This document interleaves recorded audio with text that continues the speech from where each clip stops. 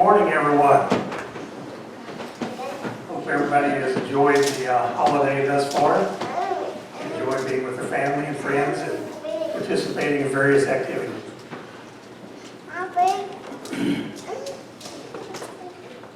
While David was an unwilling exile from his people, hiding like an animal in the wilderness from a Saul gone mad with jealousy, he composed these plaintive lines. For there is no one who acknowledges me. No one cares for my soul. That is Psalm 142, verse 4. The truth is that someone did and does care. The people who most often longingly crowded around Jesus during his days of teachings were what would be called the throwaways. That large group of men and women who knew well their own moral and spiritual failures and were made to feel them even more keenly by a religious elite who saw them as worthless, unworthy. Jesus touched these people because he so obviously valued and cared for them, even as he called upon them to repent and to follow him. Such was the case when Jesus taught that well-known trilogy of parables concerning lost things, which Luke records in chapter 15.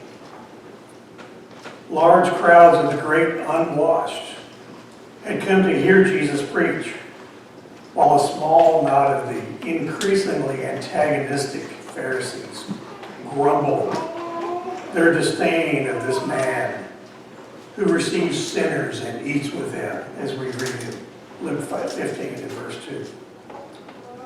At this point, Jesus paused in his teaching to answer again his critics, who in their blindness kept on repeating a charge which not only commended the Lord, but severely indicted themselves. If you would, let's turn over to the book of Luke, the 15th chapter, and we'll start in verse 13. Luke 15 and verse 11. We'll read 11 through 13 to start. And then he said, a certain man had two sons, and the younger of them said to his father, Father, forgive me the portion of goods that falls to me. So he divided to them his livelihood. And not many days after, the younger son gathered all together and journeyed to a far country, and there wasted his possessions with prodigal living. Now, the parable of the prodigal son is the concluding, but the most moving of the three parables which Jesus taught in defense of his treatment of sinners, because he's really speaking to the Pharisees. You know, this parable could have been better called the parable of the loving father than that of the prodigal son, because it opens up the heart of God as surely as it exposes the thoughts of the sinful Pharisees. Moreover, it was also the older son, rather than the younger son, whom Jesus wished his critics to see. For like him, they were as lost as the sinners they despised. But in their own self-righteous arrogance, they could not even see their own problems. The Pharisees were, in fact, the real prodigals in this story.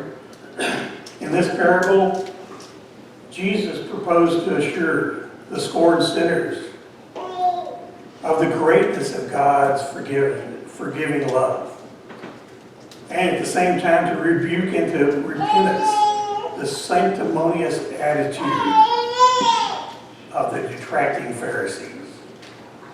This parable is a moving story of a father's love for his two lost sons, and his intent is to make us understand and feel the anguish of the fathers and the joy of the father at the end. You know, a lost sheep and a lost coin. The first two parables that Jesus taught in response to the Pharisees. You know, once a lost sheep or a lost coin is found, you can easily put both back where they belong. But how do you replace a lost child? Lost and found reach their greatest intensity in this story. And throughout it, we have to keep in mind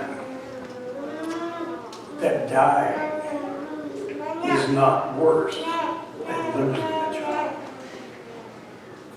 Think about that for a minute. Dying is not worse than losing a child. The younger of two sons, contemptuous of his father, determined to lead a life of his own, demands ahead of time his part of his father's estate. 1/3, since there was two sons. Oldest son gets a double portion. This young son's pride and rebellion have driven out all thought of his father's goodness or the heartbreak his departure will bring.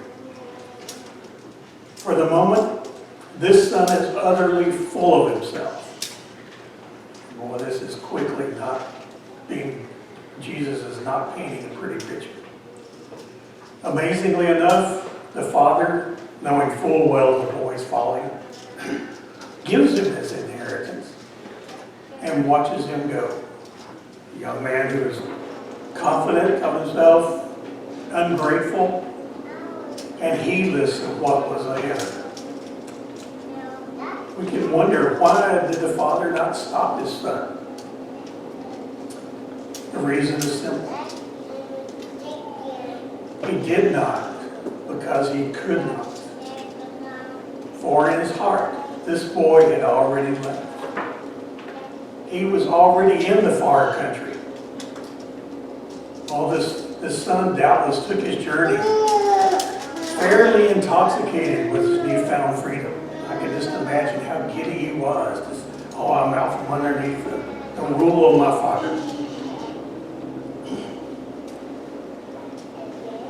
He must have had intentions of sooner or later making his mark on the world. But with no one to account to and no one who really cared about him, he quickly ran through his inheritance in an orgy of carnality. And the freedom he had exulted in soon turned to the most abject kind of slavery. A sudden famine reduced him to the ultimate degradation for a Jew, tending swine, pigs, for an uncaring man who kept him in a state of half starvation. That far country took all this young man had and gave nothing. The very freedom that had seduced him has now virtually destroyed him. He is the lowest of all servants. This young man, he's a perfect model, a perfect example of humanity's self-willed course that we see every day. The me attitude. What's in it for me? It's all about me. Me, mine. I've seen this at work for years. You can see it just how people would write their emails. I did this and I did that. You know, we too, like this young man, have received a rich heritage from God. Most of us have healthy bodies, good minds, some days, loving relationships, and a beautiful world that God has created. As we read in 1 Timothy 6 and verse 17, see that He has given us richly all things to enjoy, and with only one proviso, that we should follow Him as we gratefully acknowledge Him for his goodness. Simply follow God. But what have we done with this? We have taken those gifts as though they were ours by right. Of course, us Americans know all about our rights, don't we? We've taken them and wasted them in enterprises that were either sinful or worse yet, meaningless. You know, the far country, it's not a place, it's an attitude. In the mindless arrogance that says that we don't need the God who created us, and we are tired of his meddling in our lives. It is true mindlessness. It is mindless arrogance that says it. So we go off and we declare independence from the one who gives us life and breath in all things. And we set off on our own. You know, it may be possible to be more stupid than this, but it is difficult to imagine that we can turn our backs upon God. It was in just this way that Paul describes the degradation of the ancient Gentile world. As we read in Romans 1 and verse 21. Because although they knew God, they did not glorify him as God, nor were they thankful, but become futile in their thoughts, and their foolish hearts were darkened. Boy, does that sound familiar. That sounds so familiar. The prodigal son, quite often, we think of as, these are just really bad people. We think of them as, they're the drunks of society. They're the drug addicts. They're the prostitutes and such like. But this is a mistake to think of them this way.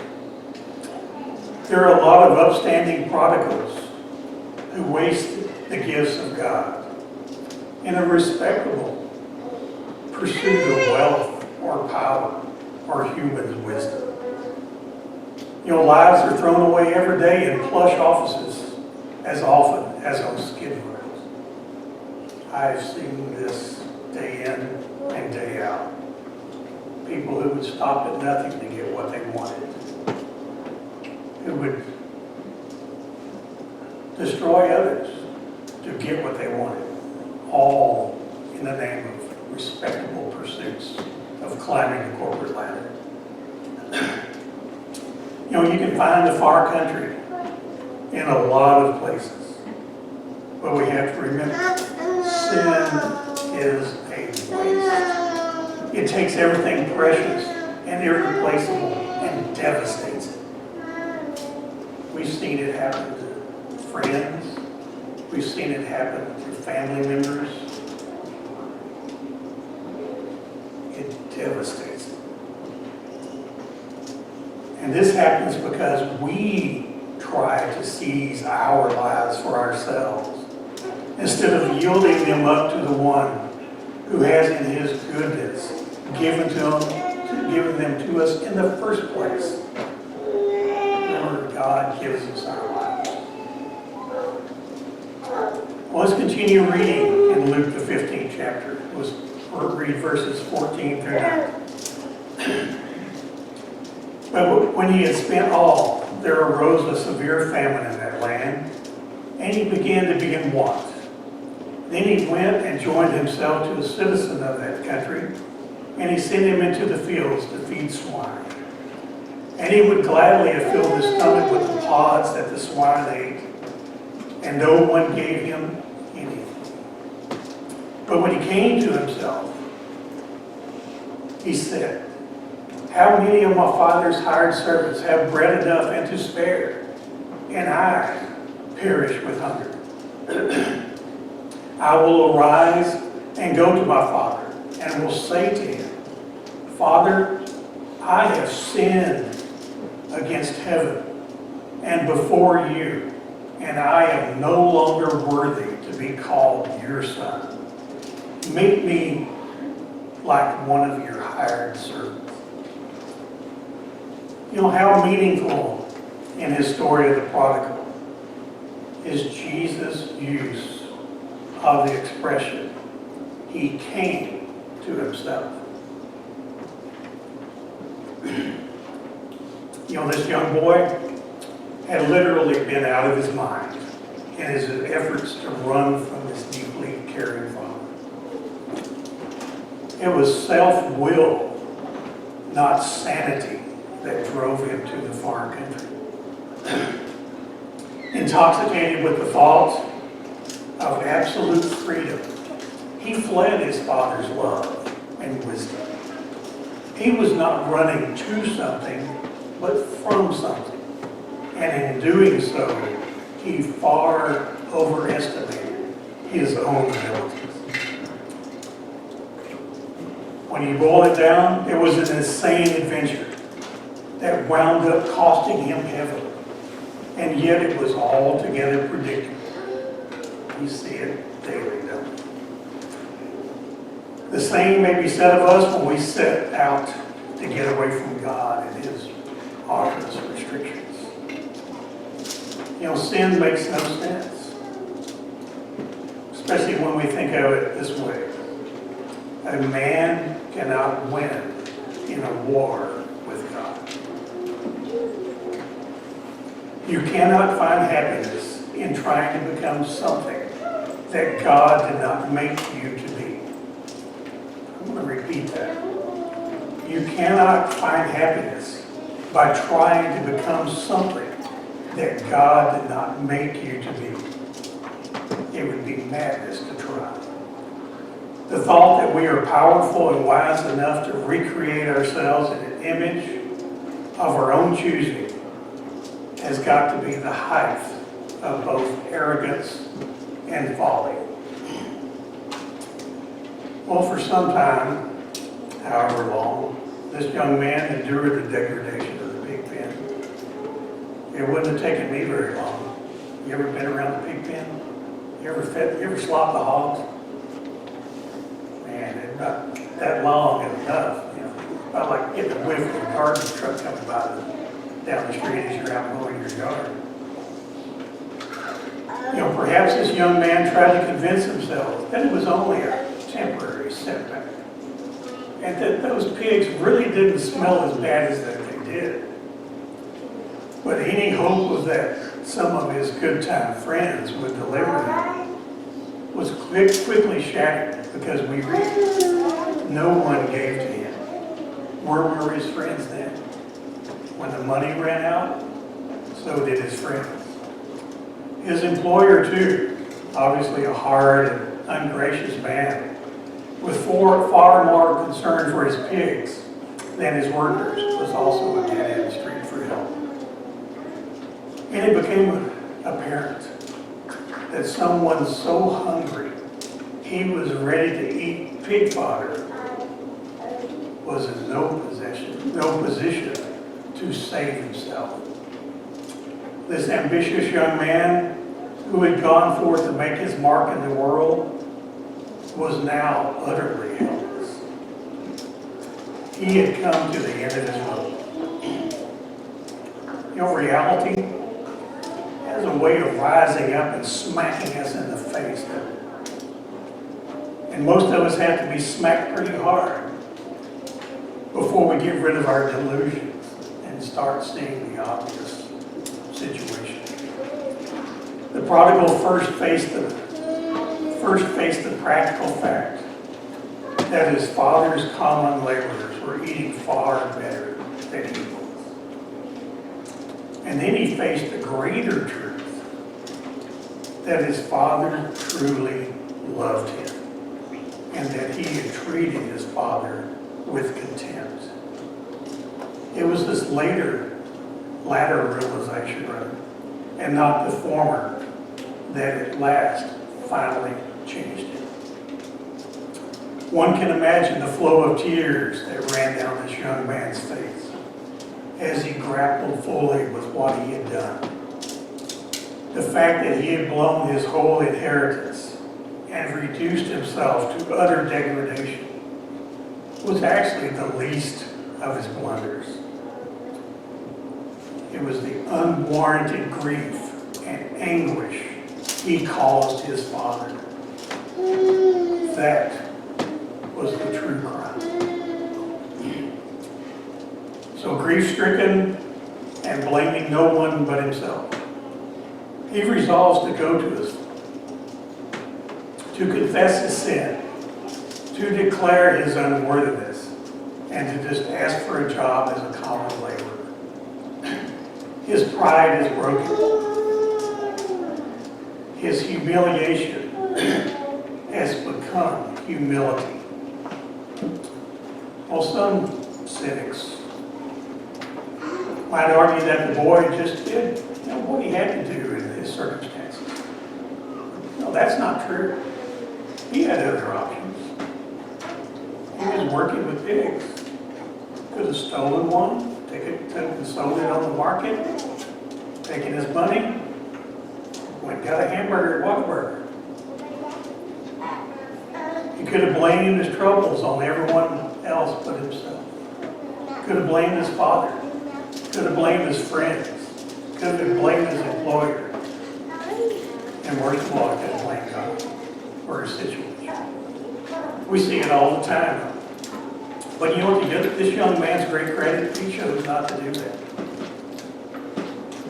You know, it's hard to face up to your folly in this life.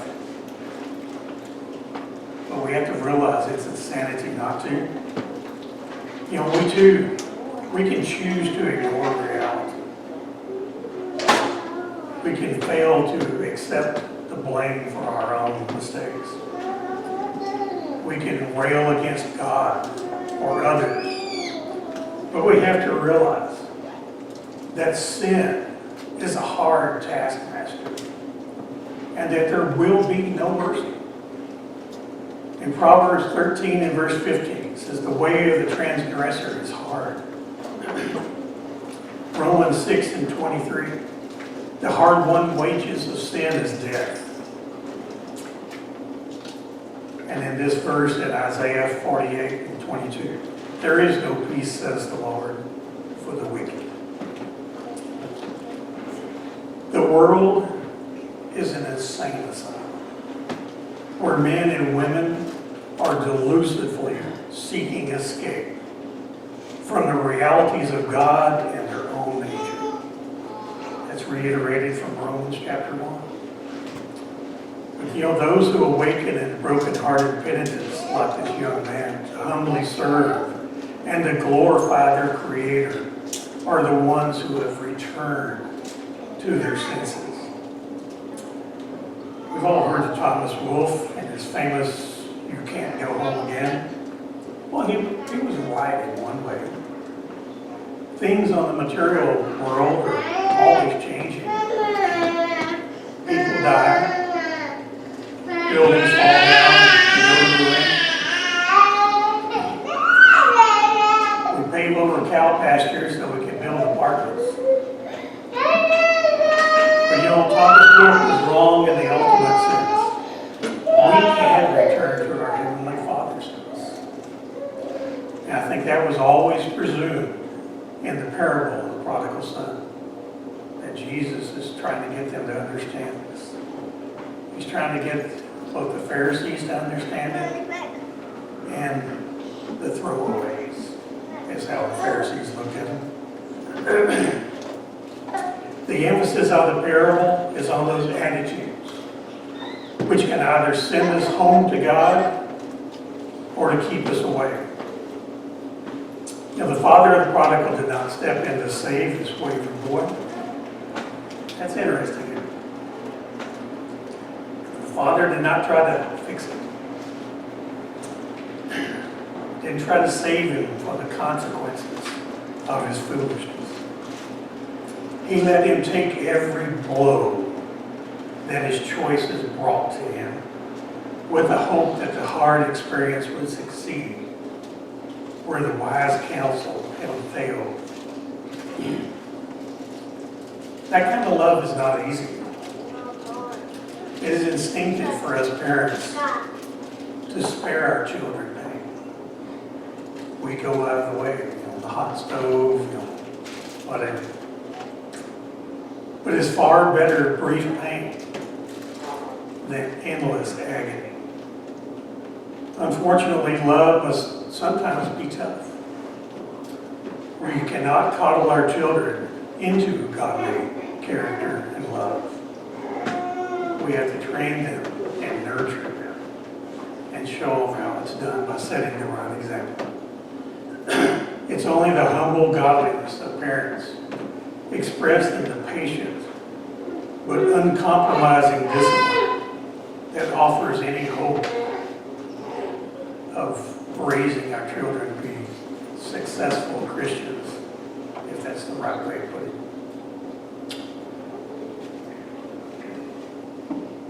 Does God send difficulties our way when we turn away from Him? May not have to, since our own silliness tends to bring plenty of heartache and misery on its own. Remember when your dad told you not to race on your bicycle? And then you did it anyway? And you ran into the back end of a plumber's pickup that was parked underneath the shade of the tree and blocked the light from seeing it as you were looking back because you were winning the race? And then you see your dad at the hospital as you're getting stitches in your chin? Sometimes life has a way of waking us up. Well, so also with the prodigal. With a far clearer vision of his father and his father's house. And heartbroken now in repentance, he turned resolutely home. The one who had left demanding, "Give me," now returns pleading, "Make me." What a difference attitude makes in our lives. Let's read verse 20 of Luke 15. And he arose and came to his father. And when he was still a great way off, his father saw him and had compassion and ran and fell on his neck and kissed him. The return of the prodigal apparently did not catch the father by surprise. Not because he often thought cynically, "Just wait. That fool come running back here with his tail tucked between his legs." But because there would have been few days that he did not look longingly down the road where with breaking heart he had last seen his son's retreating silhouette. The father was always waiting and watching. He saw him when he was still a great way off because he was looking for him. He was hoping for him. He was longing for him. The father did not stand there with offended dignity, just, who is this young whippersnapper coming back here? I ain't taking care of him. The father did not take that attitude, did he? He ran to him and kissed him repeatedly.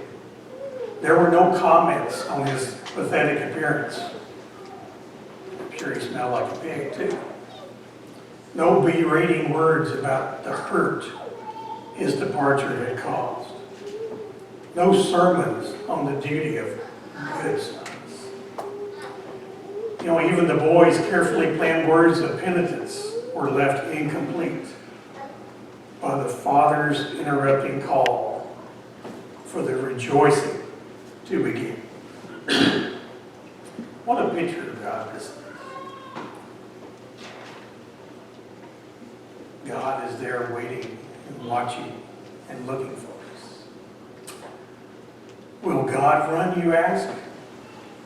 Now there's an ancient philosopher who observed that great men don't run. He had a perverted sense of greatness. Great men especially run. They run heedless of all but the need of others. We call them heroes. The very reason we have the Medal of Honor for heroes. These men run, and women, run in joy and compassion And God, who is greater than all of us, runs to meet all that are coming to meet him. Remember, God so loved the world.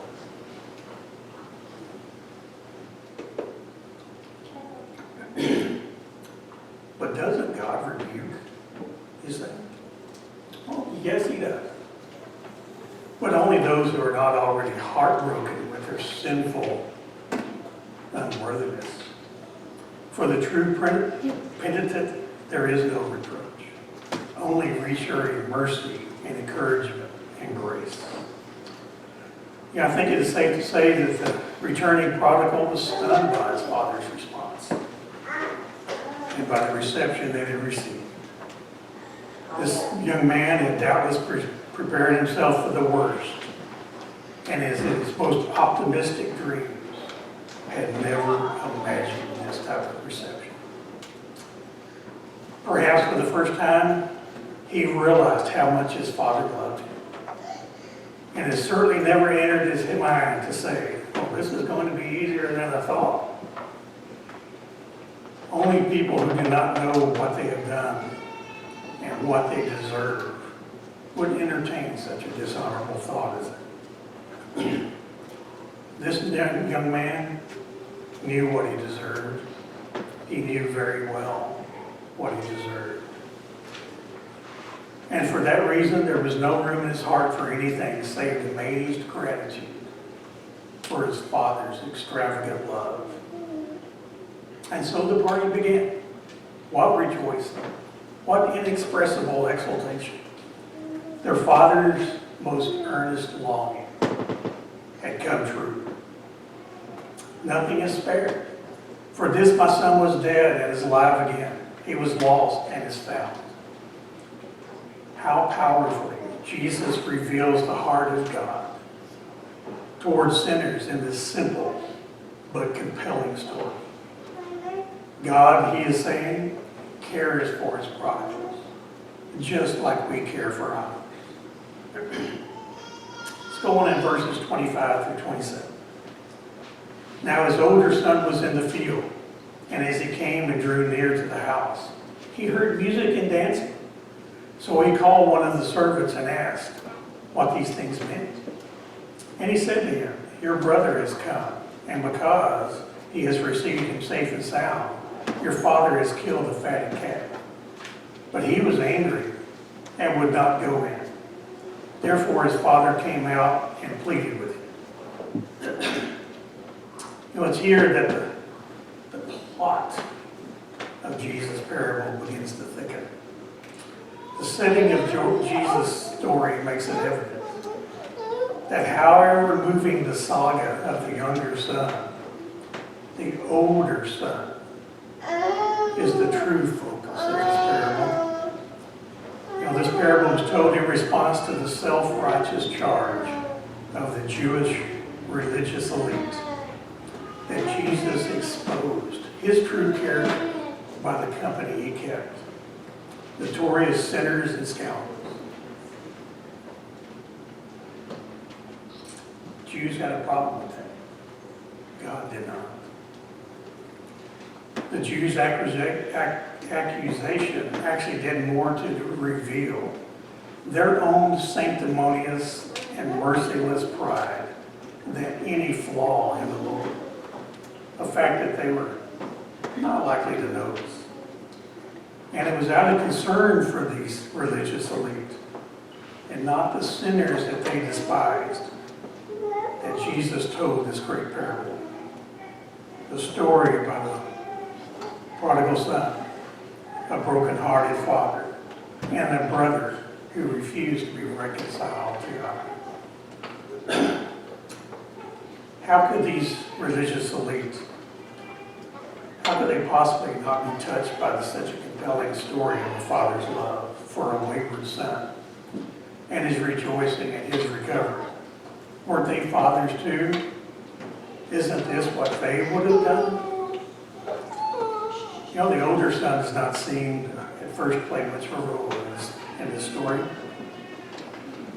When his father and his brothers request divides his property, he simply receives his 2/3 of the father's wealth, which he was due as the firstborn.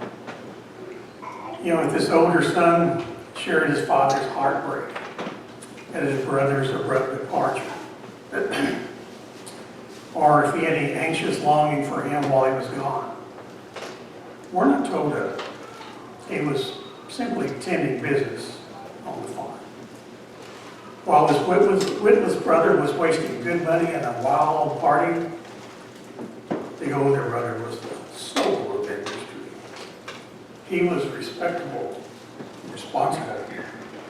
His brother, however, unforgivably worthless. He was good, his brother bad. It's in this contrast that the elder brother found his sense of meaning and value. It was what made his world orderly and sensible. But now suddenly, all that order comes crashing down. His wayward brother has returned, not to shame and disgrace, as he surely deserved, but to music and dancing. The anger of the older brother ran white hot at such injustice. For his diligence and faithfulness, there had been no rejoicing and festivity, not even a skinny kid goat. But now for this worthless son, an ecstasy of joy.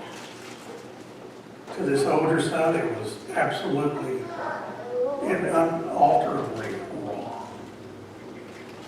His father's entreaty for him to come in and join the rejoicing was for him an invitation to soften his stupidity. His father was as big a fool as his brother was a profligate. It was a violation of all that was fair and right, and he was not about to have a part of such insanity. It was his rejection. In his rejection, he not only shows his contempt for his once wayward brother, but also contempt for his ever faithful father. For the man who reared and gave him all that he had, there is neither respect nor compassion. This older boy's arrogance and self-righteousness is seen in the "I never transgress your commandment at any time," and self-serving ambition are left rawly exposed. It's an ugly scene that Jesus paints, and Jesus meant it to be this way. The boy who stayed at home was as much as a prodigal as the younger brother. He had lived all this time eating the dry husk of self-righteousness while, as his father reminded him, all I have is yours. It was not his worthiness that would have provided this abundance, but it was his father's love that provided and took care of him. He complained that he was never given a pig to rejoice and party with his friends. All he ever needed to do was ask. This great parable is a portrait of two figures. God in his great goodness and mercy, and the Pharisee in his wretched spiritual miserliness. Like the elder brother, the Pharisee did not serve God because he loved him, but because it brought him some sense of overpowering personal superiority. This older brother was abjectly poor in his imaginary worthiness when he could have been rich in God's grace of truly loving him and following him. As the elder brother viewed his younger brother, the Pharisees looked with disdain upon these socially disgraced sinners and never saw their own spiritual poverty. The truth is that they were far worse than the publicans and sinners with which they accused Jesus, because these outcasts frequently knew and readily acknowledged their sinfulness, something of which no self-respecting Pharisee would have ever been guilty of doing. Therefore, as Jesus once told, the tax collectors and the harvest enter the kingdom of God before you, as we read in Matthew 21:30. And yet, as we see in the story of the parable of the lost items and these three parables, God still loves these religious leaders. And he pleads with them also to come to the party. What we see is the picture of our great Father in heaven. Well, what's our attitude toward God? Is it give me or me? Do we come to God demanding or pleading? Do we follow God because we love him? Just like the young prodigal, our Father yearns for our change of heart. Won't you make it now as we stand and sing the invitations?